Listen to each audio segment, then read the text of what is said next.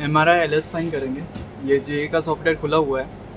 यहाँ पे entry page खोलेंगे, पेशेंट एंट्री जहाँ पे करेंगे तो यहाँ पे क्लिक करेंगे। ये पेशेंट एंट्री पेज खुला हुआ है, तो यहाँ पे क्लिक करेंगे तो यहाँ पे एंट्री कर सकते हैं पेशेंट की। तो यहाँ पे एंट्री कर लेता हूँ, मैं पेशेंट का नाम ये डाल लेता हूँ।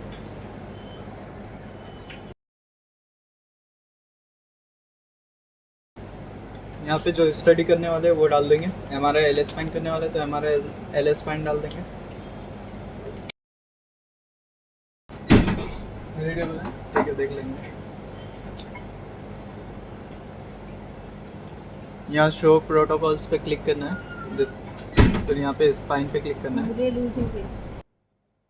यहाँ पे आपको पहले से प्रोटोकॉल बने मिलेंगे। जैसे हमें एल स्पाइन करना है तो एल स्पाइन का यहाँ पे पहले से प्रोटोकॉल बना मिलेगा। आपको बस ढूंढना है कहाँ पे एल स्पाइन है। स्पाइन के अंदर इंजीनियर पहले से बना के जाता है प्रोटोकॉल। और आपको कौन से सीक्वेंस लेना है वो मैं आपको बता देता हूँ। आपको लेना है localizer, SAS-T2, SAS-T1, coronal stir, axial T1, axial T2, ये सीक्वेंस ले लेना है और फिर एक्सेप्ट करना है आपको। एक्सेप्ट करने के बाद ये पेशेंट के लिए ये सीक्वेंस सेव हो जाएंगे। ये हो गए। अब हम करेंगे स्टार्ट एग्ज़ाम। ठीक है, यहाँ पे क्लिक करेंगे। ये हमने क्लिक कर दिए तो ये हमारा स्टार्ट हो गया। ठीक, अब यहाँ पे एक्सेप्ट करेंगे और सबसे पहले देखेंगे पेशेंट की पोजीशन कि वो किस तरफ मुँह है। पहले हम हेड रखेंगे, फिर फीट रखेंगे और सुपाइन पोजीशन रखेंगे। ठीक है, और लोकलाइज़र को सबसे पहले हम सेव आरएक्स करके स्कैन कर देंगे। कुछ नहीं करना पड़ता है, सेव आरएक्स करना पड़ता है लोकलाइज़र को और स्कैन करना पड़ता है। ठीक है, कॉइल ऑटोमेटिक सेट रहती है या फिर आप सेट कर सकते हो। स्पाइन 1-2 ले सकते हो या स्पाइन 2-3 ले सकते हो। ये हमने सेव आरएक्स कर दिया और स्कैन कर दिया लोकलाइज़र को। कुछ भी नहीं किया, बस इतना ही किया हमने स्टार्टिंग में।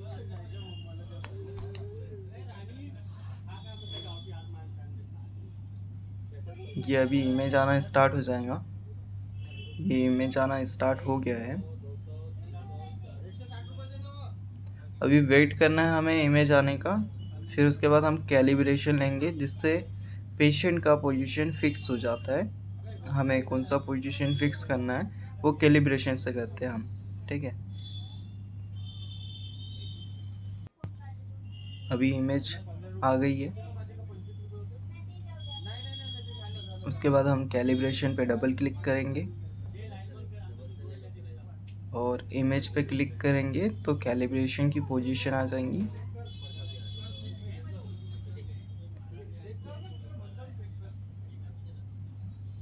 ये आ गई। अभी इसको सेंटर पे रखेंगे, इमेज के एल स्पाइन के सेंटर पे रखेंगे और सेव आरएस करके स्कैन कर देंगे तो ये स्कैन होना शुरू हो जाएगा।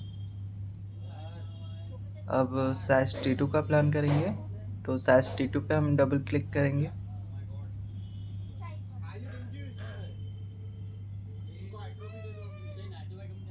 ये हमने SAS-T2 पे डबल क्लिक किया और इमेज पे सिंगल क्लिक करेंगे तो ऑटोमेटिक प्लानिंग आ जाएंगी।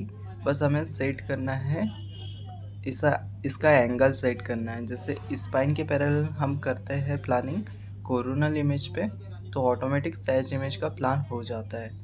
अभी हम स्लाइस को सिंगल कर लिए हैं और सिंगल स्लाइस से हम चेक कर रहे हैं कि सीधी है कि नहीं प्लानिंग।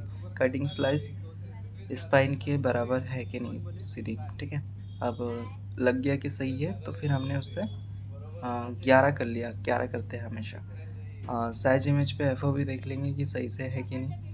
आप FOV बढ़ा भी सकते हैं, घटा भी सकते हैं आपके हिसाब से। अगर पेशेंट को प्रॉब्लम थोड़ा ज़्यादा है, एल स्पाइन से थोड़ा ऊपर है, जैसे D10, D11, D10, अगर इन पे है तो FOV बढ़ा घटा सकते हैं हम। अभी हम एल स्पाइन को कवर कर रहे हैं और जो टाइम है उसको अगर कम करना है, स्कैन का जो टाइम यहाँ पे दिखा रहा है उसे हमें कम करना है तो हमें TR को ऑटो पे करना पड़ता है। ये TR को हम ऑटो करेंगे तो ये टाइम कम हो गया। अब इसे सेव आरएक्स करेंगे। कॉइल की पोजीशन स्पाइन 1-2 पे रखेंगे और स्कैन कर देंगे। हमेशा हम कॉइल को 1-2 पे रखते हैं या फिर कभी कभी 2-3 पे रखते हैं, स्पाइन 2-3।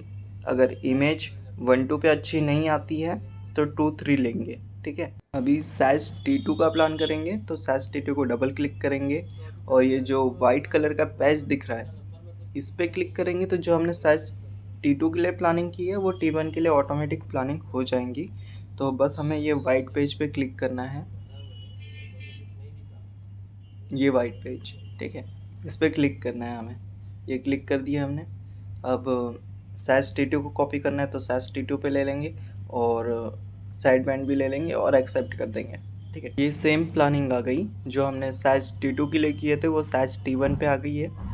अब हमें कॉइल को सेट करना है स्पाइन 1-2 पे और जो टाइम दिखा रहा है उसको कम करने के लिए हमें TR को ऑटो करना है। तो ये टाइम कम हो गया। अब सेव RX करेंगे तो ये सीक्वेंस जो हमने प्लान किए हैं वो सेव हो जाएगा, ये प्लानिंग सेव हो जाएगी। तो ये सेव RX कर दिया हमने। अब हम कोरोनल का प्लान करेंगे। तो कोरोनल के प्लान करने के लिए हमें डबल क्लिक करना है कोरोनल सीक्वेंस पे। हमने क्लिक कर दिया डबल क्लिक। अब सिंगल क्लिक करेंगे इमेज के ऊपर तो ये ऑटोमेटिक प्लान आ जाएगा।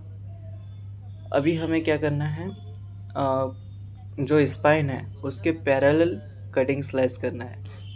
नॉर्मल हम क्या करते हैं, कटिंग स्लाइस स्पाइन को पैरेलल करते हैं और अगर फाइंडिंग दिखाई दे रही है, पीछे है सैक्रम में फाइंडिंग है या फिर सैक्रम के भी पीछे है, ठीक है, तो प्लानिंग थोड़ी अलग तरीके से होती है। अभी मैं नॉर्मल तरीके से आपको दिखा दे रहा हूँ कि इस तरह से हमेशा प्लानिंग होती है। जो डेली प्लानिंग होती है, हमेशा जो पेशेंट आते उनका स्पाइन में प्रॉब्लम होता है तो हमें प्लानिंग ऐसे करना होता है, स्पाइन के पैरेलल कटिंग स्लाइस करना होता है। इस पेशेंट को प्रॉब्लम है सैक्रम में तो मैं स्लाइस बढ़ा दूंगा ताकि सैक्रम भी कवर हो जाए और एंगल चेंज करूँगा, कटिंग स्लाइस का एंगल थोड़ा चेंज कर दूँगा। आपको करके दिखा देता हूँ।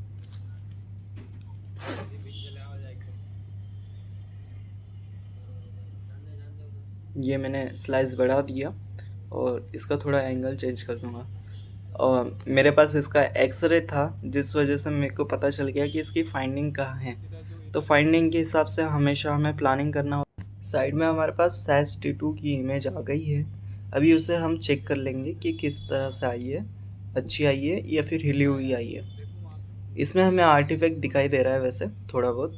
तो ये हमने 1-2 पे लिया था, स्पाइन 1-2 पे, इसलिए उस पर आर्टिफैक्ट आया है। अगर पेशेंट थोड़ा बड़ा है, मतलब हाइट बड़ी है उसकी, तो वो आर्टिफैक्ट आता है कभी कभी, तो इसलिए हम स्पाइन 2-3 पे लेंगे। अभी कोरोनल की प्लानिंग कर रहे हैं तो कोरोनल को हम 2-3 पे लेंगे और सेव RX कर देंगे। और जो हमारा सैज T2 ख़राब आया उसको डुप्लीकेट करेंगे तो वो प्लानिंग सेम टू सेम आ जाएंगी, दूसरे सीक्वेंस पे सैज T2 पे ही आ जाएंगी। बस इसे हमें 2-3 करना है और सेव RX करके स्कैन कर देना है। तो ये हमने कर लिया। ये ऑटोमेटिक प्लानिंग हो गई हमारी। अब वो सीक्वेंस आना शुरू हो जाएगा सैज T2 का।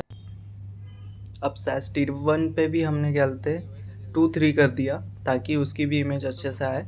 तो जो भी हम अब प्लानिंग करेंगे वो 2-3 पे करेंगे ताकि इमेज अच्छे से आए। हमें पता चल गया कि पेशेंट थोड़ा बड़ा है, इस वजह से हमने 2-3 पे कर रहे हैं सारी प्लानिंग। अभी एक्सेल का प्लान कर रहे हैं तो एक्सेल की प्लानिंग के लिए हमें सैज इमेज लेना होगा, जो अच्छे से आई है उसे ले लेना है हमें। यहाँ पे जो ब्लैक वाला ऑप्शन है उस पर क्लिक करना है और जो सैज इमेज आई है उसे क्लिक करके ओके कर देना है। तो यहाँ पे हमें सैज इमेज मिल जाएंगी। अब इस पे हम प्लान करेंगे। तो प्लानिंग हमारी जो होती है वो D12 से लेकर S1 तक की होती है। तो हमें पता होना चाहिए कि D12 कौन सा है और S1 कौन सा है। सैज इमेज हमने कैसे ली है वो आपको डबल दिखा देता हूँ। एक्सेल T1 पे डबल क्लिक करेंगे और ये ब्लैक वाला ऑप्शन है इस पर क्लिक करेंगे अब और सैज T2 पे क्लिक करेंगे और ओके कर देंगे तो हमें सैज इमेज मिल जाएंगी। ये हमें सैज इमेज मिल गई, ठीक है। अब इस पर प्लान करेंगे तो हमें गिनना है कि D12 कौन सा है। हमें कैसे पता चलेगा, उसके लिए हमें स्पाइनो होना ताकि हम काउंटिंग कर सकें। हमारे पास पेशेंट का पहले से स्पाइनो था तो हमने D12 और S1 देख लिया, मतलब एल स्पाइन कहाँ से कहाँ तक क्या है वो हमें पता चल गया। अगर आपको नहीं पता है कि एल स्पाइन कहाँ से कहाँ तक है तो उसका गिन सकते हैं। जो लास्ट डिस्क होती है, प्रॉपर बड़ी वाली डिस्क होती है, वो हमारी L5S1 होती है। तो लास्ट जो हमारी स्लाइस जाती है वो उस पे जाती है, बड़ी वाली डिस्क पे। तो वहाँ से हम काउंट कर सकते हैं 5 डिस्क को, ऐसे ऊपर की तरफ। जो ऊपर की 5वीं डिस्क आएंगी उसमें हम फर्स्ट कटिंग स्लाइस डालेंगे। अब कटिंग स्लाइस हमारी डिस्क के सेंटर से जाना चाहिए, क्योंकि जो हमारी फाइंडिंग होती है वो ज़्यादा से ज़्यादा डिस्क पे होती है। और डिस्क के अलावा अगर हमें और कोई फाइंडिंग दिखाई दे रही है, जैसे स्पाइन नल कॉर्ड पे या फिर सैक्रम पे या कॉसिक्स पे, कहीं पे भी हमें फाइंडिंग दिखाई दे रही है तो हमें उसे कवर करना है।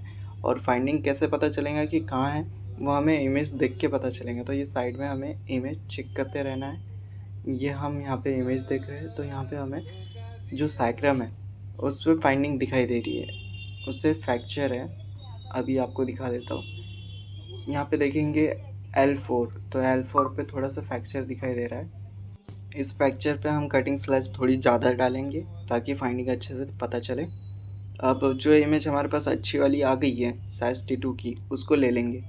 हमने डबल प्लानिंग किए थे SAS-T2 की, आर्टिफैक्ट आया था पहली वाली प्लानिंग में, इस वजह से हमने डबल प्लानिंग किए थे, आपको बताया था मैंने। अब ये जो साइज हमने लिए हैं, इस पे डिस्क के सेंटर से हम कटिंग स्लाइस डालेंगे। तो आप जूम भी कर सकते हो इमेज को, ठीक है। तो यहाँ से जूम कर लेते हैं हम, और जो डिस्क है इसके सेंटर से डालेंगे एकदम कटिंग स्लाइस को। तो यहाँ हम प्लानिंग कर लेते हैं।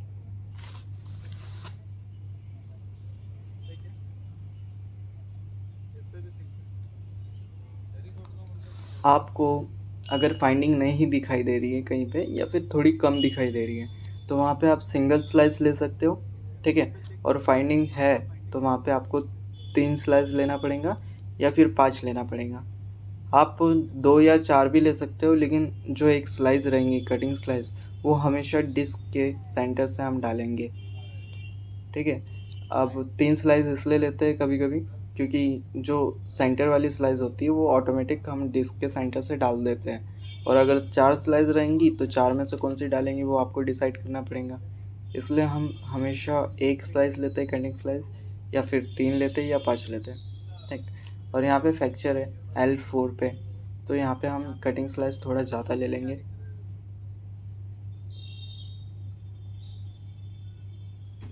यहाँ पे आपको चेक करके भी बता देता हूँ मैं कि कहाँ पे फ्रैक्चर है। यहाँ पे आप चेंज करके भी प्लानिंग कर सकते हो, इमेज को ऊपर नीचे कर सकते हो, ठीक है, जिससे आपको फाइंडिंग दिखेंगी।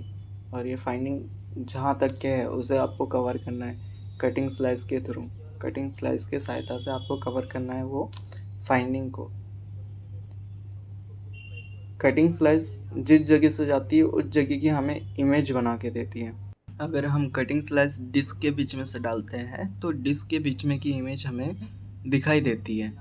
तो हमारी जो कटिंग स्लाइस रहेंगी वो हमेशा फाइंडिंग के ऊपर रहनी चाहिए। हम डिस्क के बीच में से इसलिए डालते हैं क्योंकि फाइंडिंग हमेशा डिस्क के बीच में ज़्यादातर रहती है।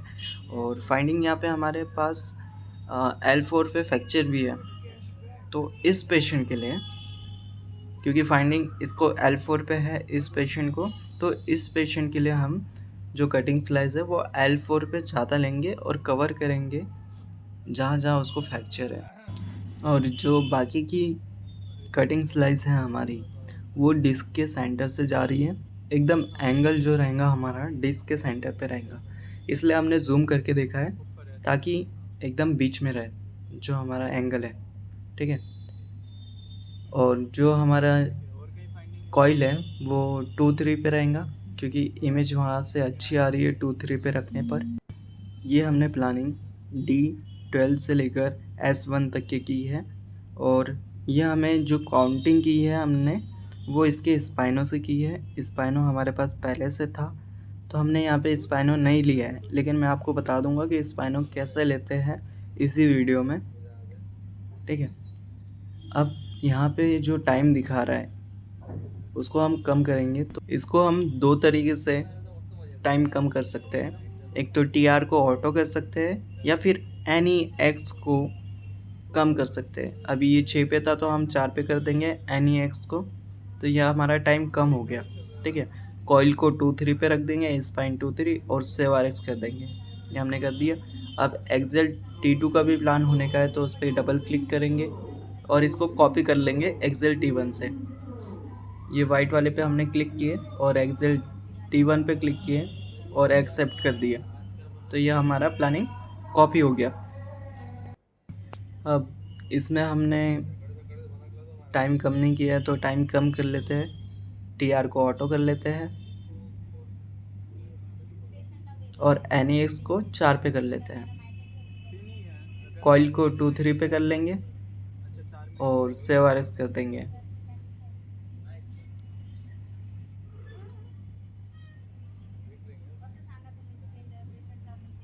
अब हमें क्या करना है, जो इमेज आ रही है उसे देखते रहना है कि वो हिली हुई तो नहीं आ रही है। अगर हिली हुई आ रही है तो पेशेंट को मना करना है हिलने से। वैसे आपको पहले ही इंस्ट्रक्शन दे देना चाहिए पेशेंट को कि आपको हिलना नहीं है स्कैन के समय। अगर आप हिलते हो तो आपका स्कैन बराबर नहीं होगा। ये इंस्ट्रक्शन आपको पेशेंट को देना है ताकि वो हिले ना। अभी तो भी हम इमेज चेक करेंगे कि वो किस तरह से आई है, अच्छी आई है या फिर नहीं आ रही है। ठीक है, ये हम चेक करते रहेंगे। ये कोरोनल इमेज आई है कि अच्छी आई है, हिला नहीं है पेशेंट। ठीक है, तो कोऑपरेट कर रहा है पेशेंट अभी हमारे साथ, हिल नहीं रहा है। ठीक है, ये प्लानिंग हमारी पूरी हो चुकी है। हमने सारे सीक्वेंस की प्लानिंग कर लिए हैं, बस इमेज आने का इंतज़ार करना है। इमेज आ गई तो हमारा स्कैन हो जाएगा। स्कैन को हम एंड कर देंगे अगर पूरी इमेज आ जाएंगी तो अब एक और चीज़ हम यहाँ पे देख लेते हैं। जो हमारे पास इमेज आती है उसको हम और अच्छे से बना सकते हैं, मतलब क्लीन कर सकते हैं, फ़िल्टर ऐड कर सकते हैं। तो यहाँ पे हमें क्लिक करना है। अब पेशेंट के नाम पे क्लिक करेंगे और जो हमारे पास सीक्वेंस आया है, हमारे पास शायद T2 का सीक्वेंस अच्छा है तो उस पर क्लिक करेंगे और क्लियर व्यू पे क्लिक करेंगे। यहाँ पे राइट साइड में हमारे पास क्लियर व्यू का ऑप्शन है तो वहाँ पे क्लिक करेंगे तो ये पेज खुल के आ जाएगा हमारे पास। यहाँ से हम इमेज को फ़िल्टर कर सकते हैं। तो यहाँ पे जो इमेज लिखा हुआ है वहाँ से हम इमेज चेंज कर सकते हैं और जो नीचे सीक्वेंस लिखा है वहाँ से हम सीक्वेंस चेंज कर सकते हैं। तो इमेज चेंज करने के बाद हम यहाँ पे फ़िल्टर है उसको D पे भी रख सकते हैं, A पे भी रख सकते हैं। यहाँ पे अलग अलग 3-4 ऑप्शन है, दिखा देता हूँ मैं आपको। ये देखो, तो यहाँ पे हमने एक ले लिया, उसको प्रीव्यू करके देखा तो इस तरह से दिखाई दे रहा है इमेज, और दूसरा लेके प्रीव्यू करेंगे तो इस तरह से दिखाई दे रहा है। तो आपको जो अच्छा लगता है, अब हमेशा हम तो D पे रख के उसे फ़िल्टर करते हैं। आपको जिस पे रख के फ़िल्टर करना है आप उस पे कर सकते हो। अब सीक्वेंस पे हम करेंगे, सीरीज़ पे करेंगे तो एक सीक्वेंस फ़िल्टर होगा और एग्ज़ाम पे करेंगे तो पूरा का पूरा फ़िल्टर हो जाएगा। तो हमने सीरीज़ किया है, एक एक करके करेंगे हम। आप एग्ज़ाम कर देना, आपका टाइम बच जाएगा। हम सीक्वेंस कर रहे हैं ताकि अलग अलग इस पे अलग अलग फ़िल्टर यूज़ कर सकें, लेकिन हम D ही यूज़ करने वाले हैं। हर एक पे सारे पे D यूज़ करेंगे। तो D करेंगे और सीरीज़ कर देंगे तो हमारा ये फ़िल्टर हो जाएगा दूसरी इमेज पे। और यहाँ पे सारा फ़िल्टर करने के बाद हमें डन करना पड़ता है। तो आपको पहले मैं फ़िल्टर करके दिखा देता हूँ और भी। तो ये फ़िल्टर हम हमारी फिल्मिंग के लिए करते हैं। रिपोर्ट के लिए आप नॉर्मल इमेज दे सकते हो, और अगर आपका डॉक्टर फ़िल्टर वाली इमेज मांगता है तो आप वो भी दे सकते हो। आपके सेंटर में किस तरह से काम होता है वो आपको देखना है, लेकिन हम फिल्मिंग के लिए फ़िल्टर वाली इमेज यूज़ कर सकते हैं ताकि हम फिल्म अच्छे से दे सके, डॉक्टर को अच्छे से इमेज दे सके। ठीक है, तो यहाँ पे हमने कोरोनल पे भी डी रखा है और उसको सीरीज कर दिया है, फिल्टर डी रखा है। ठीक, और ये जैसे ही कंप्लीट होता है हम इसे डन कर देंगे। ये अभी कंप्लीट हो गया, अभी डन कर देंगे हम। ये डन कर दिए। अब नाम पे क्लिक करेंगे पेशेंट के तो ये स्कैन खुल जाएगा फिर से। ये खुल गया स्कैन फिर से। अब यहाँ पे एक्सेल भी आ गया हमारा T2, तो चेक करना है कि कैसी इमेज आई है। और एक्सेल T2 बराबर आया है, एक्सेल T1 हिला हुआ आया है, थोड़ा हिला हुआ दिख रहा है, तो उसे रिपीट कर देंगे। तो ये रिपीट कर देते हैं एक्सेल T1। पेशेंट को हमने बोला था कि हिलना नहीं है, लेकिन तो भी पेशेंट हिला, तो इस वजह से हमें स्कैन रिपीट करना पड़ेगा, क्योंकि हमें पेशेंट को हमेशा स्कैन अच्छे से करके देना है। वो हमारी ज़िम्मेदारी होती है कि हम पेशेंट को अच्छे से अच्छा स्कैन करके दें, ताकि उसकी फाइंडिंग पता चले, उसका प्रॉब्लम क्या है, कहाँ पर है, वो पता चले। तो हमने रिपीट कर दिया, T1 को डुप्लीकेट कर दिया और स्कैन कर दिया।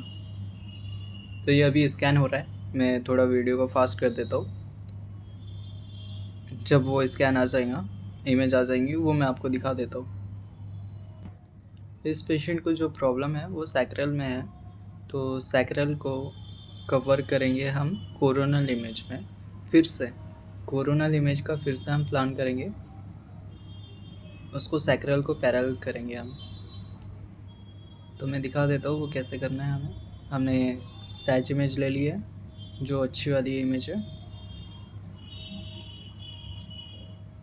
और जो फाइंडिंग है उसको हम पैरेलल कर रहे हैं और कवर कर रहे हैं। जो फाइंडिंग है L4 और सैक्रल में है, तो उसको हम कवर कर रहे हैं। हमेशा आपको फाइंडिंग में कटिंग स्लाइस डालना है।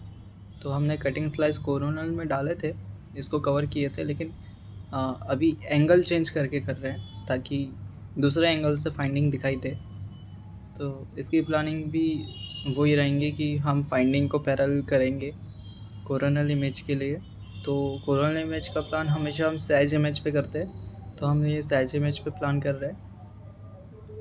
और TR को हमने ऑटो पे कर दिया ताकि टाइम कम हो जाए स्कैन का, और सेव आर एस कर दिया हमने।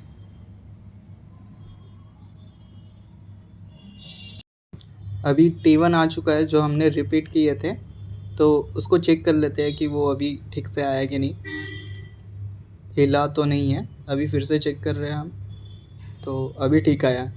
अभी हम फिल्म में दे सकते हैं एक्सेल T1। ठीक है,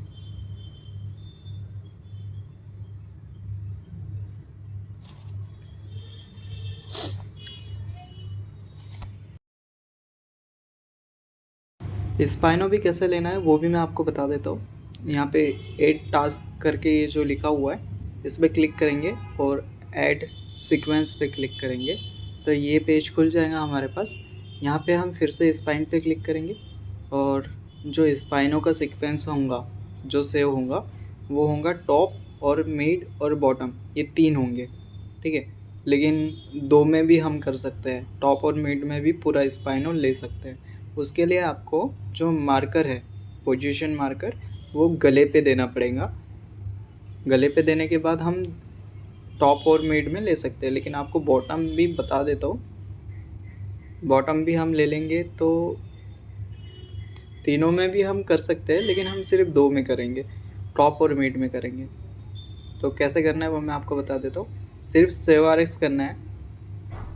2 में कब आएगा? 2 में तब आएगा जब आपने मार्कर गले पे दिया हो।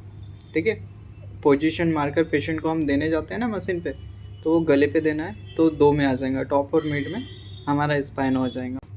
हमें सिर्फ डबल क्लिक करना है टॉप पे, उसमें पोजीशन C स्पाइन रहेगा हमारा, और सेव आर एस कर देंगे। बस इतना ही करना है हमें, इसमें प्लानिंग करने की ज़रूरत नहीं पड़ती है। अब सैच मीट पे हम डबल क्लिक करेंगे, उसमें स्पाइन 1-2 रखेंगे और सेव आर एस कर देंगे। बस इतना ही करना है, वो ऑटोमेटिक स्कैन हो जाएगा और स्पाइनो आ जाएगा। बस इसे हमें पेस्टिंग करना पड़ता है, जोड़ना पड़ता है ये दोनों इमेज को, टॉप और मिड को, तो हमारा कंप्लीट स्पाइनो बन जाता है। जोड़ते कैसे, पेस्टिंग कैसे करते हैं, काफ़ी लोगों को पता होता है। अगर नहीं पता है तो मैं एक वीडियो बना दूंगा पेस्टिंग के ऊपर कि स्पाइनों की पेस्टिंग कैसे करते हैं। अभी हमारे सारे सीक्वेंस आ गए। मैं स्पाइनो नहीं ले रहा हूँ क्योंकि पहले से स्पाइनो है हमारे पास पेशेंट का। अभी हमारे पास सारे सीक्वेंस आ गए, सारी इमेज बराबर आ चुकी है। तो एग्ज़ाम एंड कर देंगे हम। यहाँ राइट साइड में जहाँ पे टाइम दिखाता है स्कैन का, वहाँ पे क्लिक करेंगे हम। ये हमने क्लिक कर दिए और एग्ज़ाम एंड पर क्लिक किए और ओके कर देंगे। तो यहाँ पे हमारा कंप्लीट हो गया स्कैन। बस इतना ही करना होता है।